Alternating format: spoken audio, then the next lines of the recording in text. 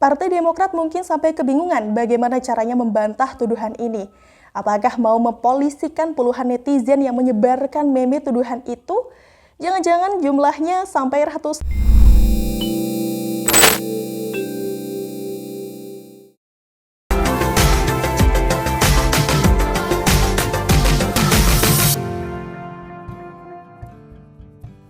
Modiar, Andi Arief keceplosan, makin terang tuduhan SBY dalam demo. Dalam sejarahnya tuduhan bahwa SBY punya andil dalam demo-demo anti pemerintahan Presiden Jokowi bukanlah sesuatu hal yang baru. Sudah tercatat di rekaman media sejak tahun 2016. Lucunya langkah SBY sendiri yang menyebabkan tuduhan sebagai dalang demo itu semakin kuat. Mari kita kembali ke tahun 2016, sekitar bulan November. Waktu itu beredar tagar SBY provokator. Media sosial dipenuhi dengan tuduhan bahwa SBY adalah orang yang menggerakkan dan juga mendanai aksi massa pada tanggal 4 November atau yang lebih dikenal dengan sebutan aksi 411. Tuduhan ini muncul setelah SBY mengadakan konferensi pers di Cikeas pada tanggal 2 November 2016. Dalam pernyataannya kepada para awak media, SBY menyayangkan adanya informasi intelijen yang menyebutkan bahwa aksi demo 411 ini digerakkan oleh orang tertentu atau partai tertentu, termasuk Partai Demokrat. SBY menyebut tuduhan semacam itu sebagai fitnah yang sangat keji. Bahkan istri SBY, almarhum Ibu Ani Yudhoyono waktu itu pun juga ikutan membantah tuduhan tersebut lewat akun media sosialnya. Ibu Ani menyebut bahwa tidak ada DNA keluarganya untuk berbuat yang tidak merujuk pada tuduhan tersebut. Lucunya lagi, pernyataan SBY tersebut ini malah jadi pemantik maraknya tuduhan bahwa SBY jadi dalang aksi 411. Pengamat politik Ray Rangkuti waktu itu juga menjelaskan dengan telak mengapa SBY kena imbas negatif dari omongannya sendiri. Ray menyoroti aksi yang dimunculkan oleh SBY yang seolah-olah SBY sendiri yang memposisikan dirinya sebagai orang yang dianggap berkaitan dengan aksi 4 November. Padahal waktu itu tidak pernah ditemukan bukti nyata adanya tuduhan yang terlontar dari Presiden Jokowi terhadap SBY, jadi dia yang heboh sendiri sehingga lahirlah tuduhan itu.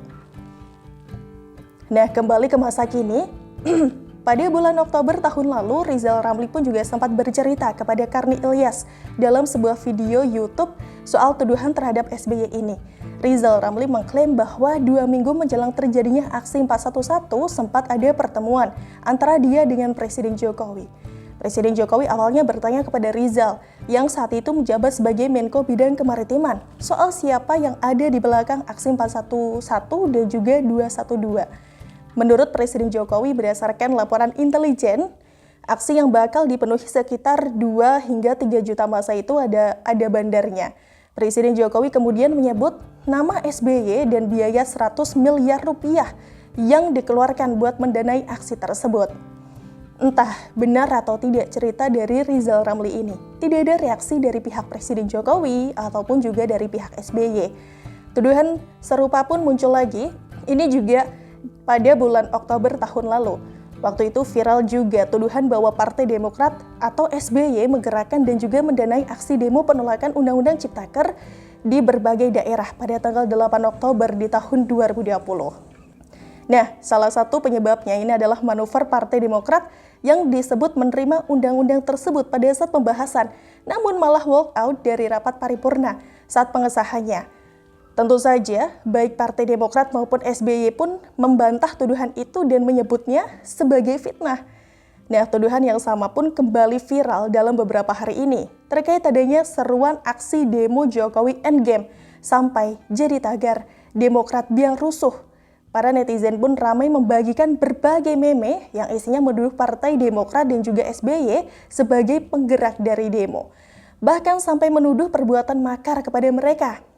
Ada yang dengan gamblang menampilkan wajah SBY dan para politisi Demokrat. Ada pula yang dalam bentuk karikatur. Nah, contohnya seperti di bawah ini.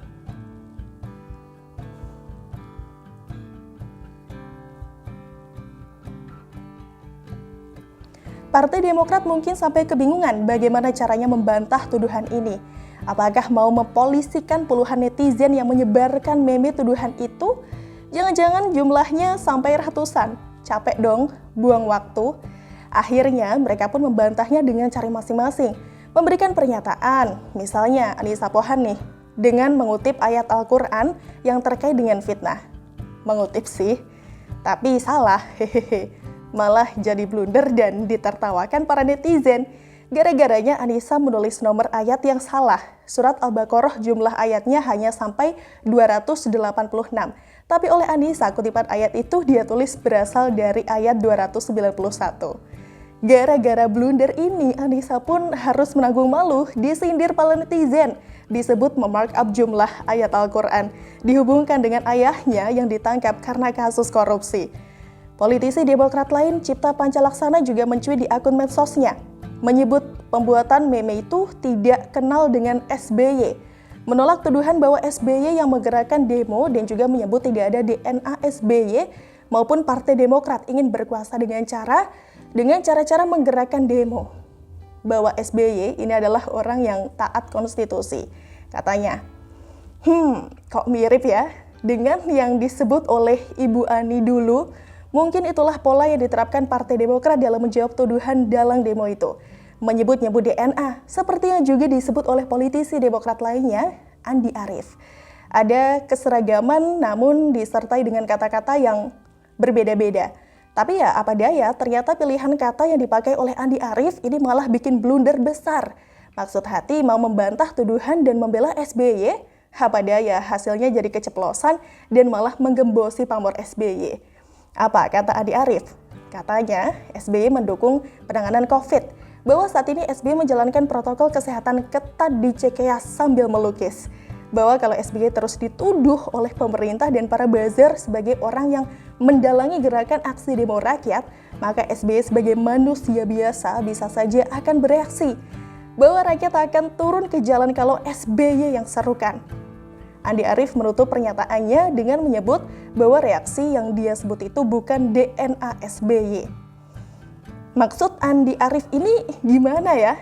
Mengancam bahwa SBY akan menggerakkan massa atau menyatakan bahwa SBY bisa menggerakkan massa rakyat seperti dalam suruhan aksi demo Jokowi Endgame dan berbagai aksi demo sebelumnya? Sama saja dengan mengakui bahwa SBY bisa jadi adalah benar sebagai dalang yang menggerakkan dan mendanai aksi demo seperti yang kerap dituduhkan. Loh, Andi Arief ini sedang membela atau malah menjerumuskan SBY? Jangan-jangan Andi Arief secara tidak sadar sedang keceplosan mengungkapkan hal yang seharusnya tidak diungkapkan? Mungkin pihak Partai Demokrat perlu mengecek ulang bagaimana kondisi Andi Arief ketika membuat pernyataan itu ya. Lagi sadar, sehat, atau selalu dari kura-kura. Gimana menurut kalian guys? Tulis pendapat kalian di kolom komentar. Kita ketemu di Suara Ranah berikutnya. Bye!